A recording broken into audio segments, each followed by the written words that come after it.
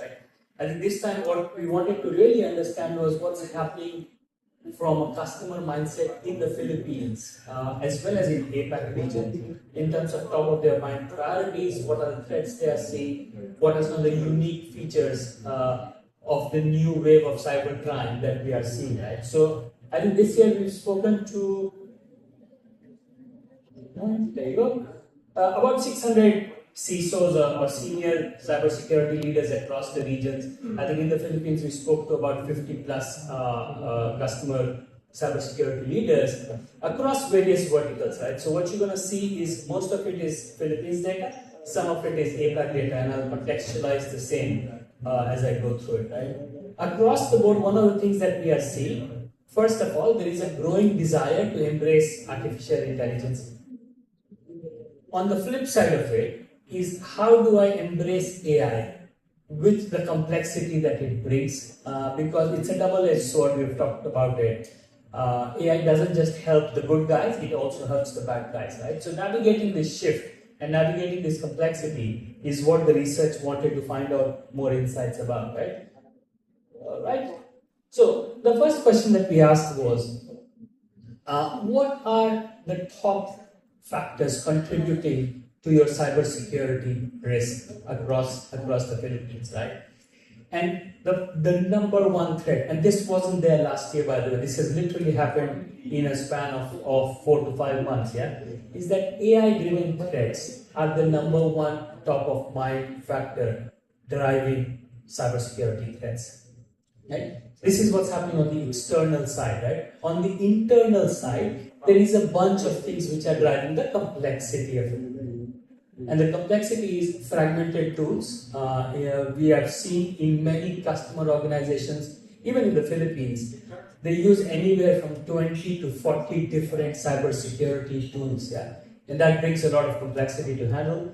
Alert overload, teams are actually getting inundated because every tool is spewing out alerts. You should look into it, you should look into it. Third, regulatory pressures. I think in many markets, including in the Philippines, the regulation is geared towards the fact that, especially for critical infrastructure, how do we protect it from cybercrime? And last but not the least, the skill shortage, right? Every year I say this, I think it's a little bit less of a problem in the Philippines, but it is a factor nevertheless. So on the left-hand side, AI is supercharging scale and speed. What used to take months is taking days now. What used to take a lot of technical skills, you had to be very savvy to launch an attack on an organization.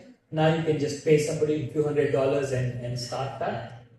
And on the right-hand side, the complexity of managing cybersecurity internally, right? So that's what everybody is struggling with. The second thing we are seeing is, as customers, and this is an APAC data, right? As AI is being adopted more and more, where are customers when it comes to the maturity of adopting AI, but also dealing with the complexity of things, right? And we find that most of the organizations, and Philippines is no exception, right, are somewhere in the middle. Now, beginner is there's something happening. My users are using ChatGPT or Anthropic or Grok in my atmosphere. I don't know what they are using. Intermediate is we have some AI strategy in place. Okay, I'm going to regulate a little bit of the shadow AI. But the advanced and the maturity side is where you use AI as a strategic tool. Right now, we are caught in the middle. We have some strategies in place, but we also don't know what is the way forward. How do we move from here? This morning, we had some really senior customers on stage, and they were echoing the same thing. We are trying, we are figuring it out. We want to proceed with caution, given the risk that it entails.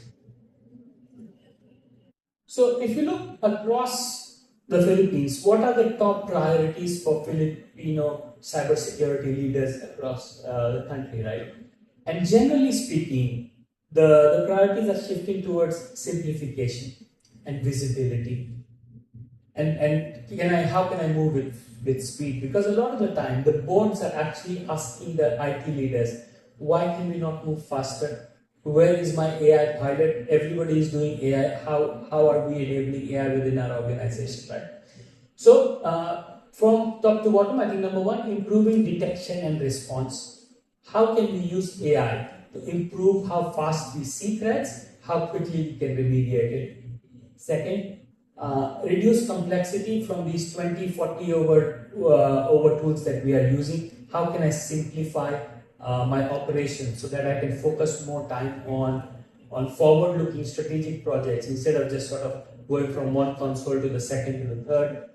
Last, strengthen visibility and control. What you cannot see, you cannot control.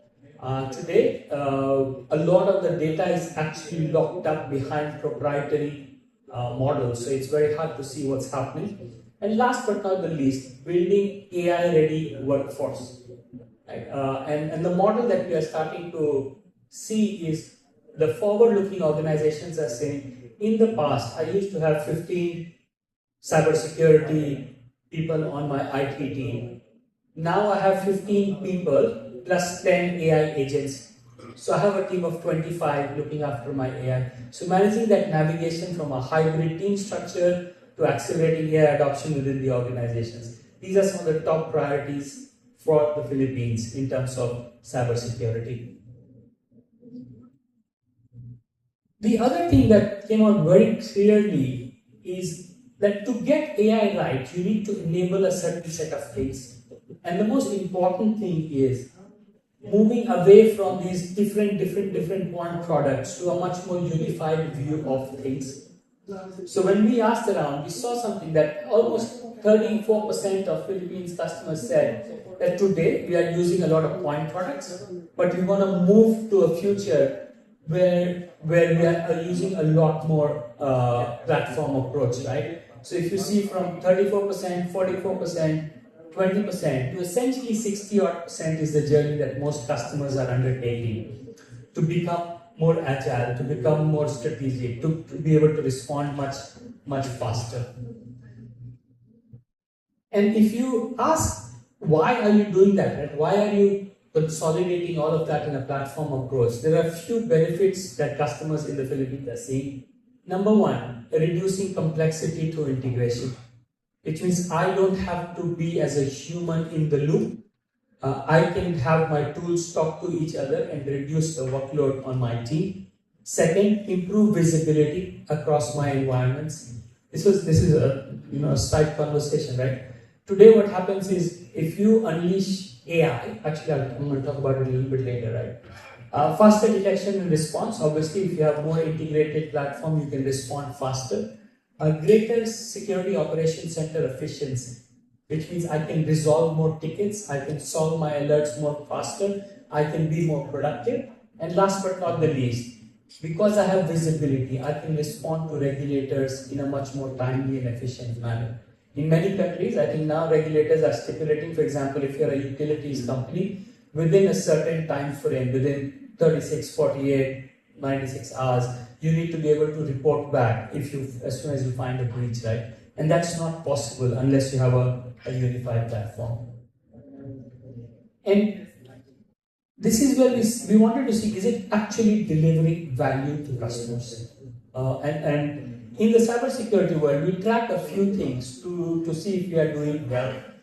And the most important one is mean time to detect. How quickly can you detect somebody has breached your infrastructure? And mean time to respond. How quickly you can respond to that threat. And there are a few other metrics that most IT teams track. In almost 90% of the cases in the Philippines, they are saying, I can see a measurable benefit in moving from a fragmented landscape to a unified platform-led approach. Right? 60% said, at least I can see 10% improvement in my time to detect, time to respond, which is very meaningful given the threats that we are seeing. We also asked in the Philippines, despite all the uncertainty that Bambi talked about, are you actually looking to invest? And where are you looking to invest? And almost everybody, I think 70% of the organization said we are looking to increase our spending in cybersecurity. And most of that, 91% have said, a lot of that investment is actually going to go in both AI-enabled tools, but also AI-enabling my entire workforce. Right? In terms of AI, I think, as I mentioned, almost everybody is wanting to invest in AI. Where are they investing? A few areas which jump out. Number one, AI-led security operations center efficiency. Just to provide some context, right? I think in most cases, the security operations center is understaffed, overwhelmed, because there is a lot of alerts. We just don't know which one to follow up on, right? With AI, you can actually have a lot of efficiencies. AI can actually go through some of those alerts, take out the ones that are false positive, prioritize which ones are the most important for human analysts to work on, and so on and so forth, right? Cloud security, as more and more Philippines organizations embrace cloud, the number one reason for cloud-led breaches is misconfiguring your cloud. Right? If you're not set it up properly, that's an easy gateway point for threat actors to get inside. And platform consolidation, as I mentioned, talked about, that's where the funding is going. And as I mentioned, what are some of the things that the customers are expecting to see? Better detection, faster response, improved posture, better visibility. These are some of the benefits that customers would like to see as a result of these investments. And if you fast forward 2 or 3 years, the intent is AI becomes the heart of your entire cybersecurity operations. It's no more an add-on. It is something that you have designed to work together with your tools as well as your teams, right? Now, as we look to the future, I think one thing jumps out for AI. Let me just skip this slide. And this is very interesting. A lot of people are saying, I can just buy some AI tools. I can put it on top of my existing investments and that will make me better. That is a bad idea, generally speaking. AI is very confident. Most of the times we see AI sees like 10% of the data, but it sounds very confident. Yes, this is what's happening. Yes, you are safe. But if AI only sees 10% of your data, any insight that AI gives you is not correct. Right? So the most important thing for AI to succeed in cybersecurity in general is to make sure that you have unified data across your environment, which means they can see everything that's happening. That's when AI can become really, really beneficial, right? Second, for you to have unified data, you need to have integration across all your tools, as we talked about. Many organizations are moving towards that. And lastly, when you have unified data, you have integrated tools, you want to layer it with a sense of automation where agents can talk to agents, right? Not human to human. Agents talking to agents to resolve issues, to simplify a whole host of issues that get cropped up, etc. Right? So, in a nutshell, AI's effectiveness is constrained or achieved by how well you have a unified platform running on underneath that AI. So I'm going to summarize some of the key sort of insights that we have seen from the research. 57% organizations in the Philippines are calling out AI-led threats as their number one risk for the future. Alert fatigue, too much overwhelming of your security operations center or SOC is a big challenge. So almost 50% report alert overload as a top security operations challenge. Platform adoption is going to triple from 20% that we see to 60% in the next 12 to 24 months as companies move towards that unified lake of data, unified layer of tools, and layer AI on top of it.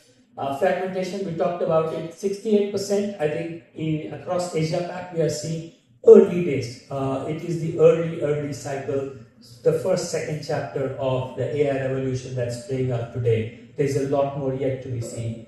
And last but not the least, I think AI will achieve a lot of benefits for cybersecurity, also create a lot of risk for cybersecurity. But the organizations that will thrive are those that take a strategic look towards AI and not just an add-on sort of tool to add on, right? With that, I'm going to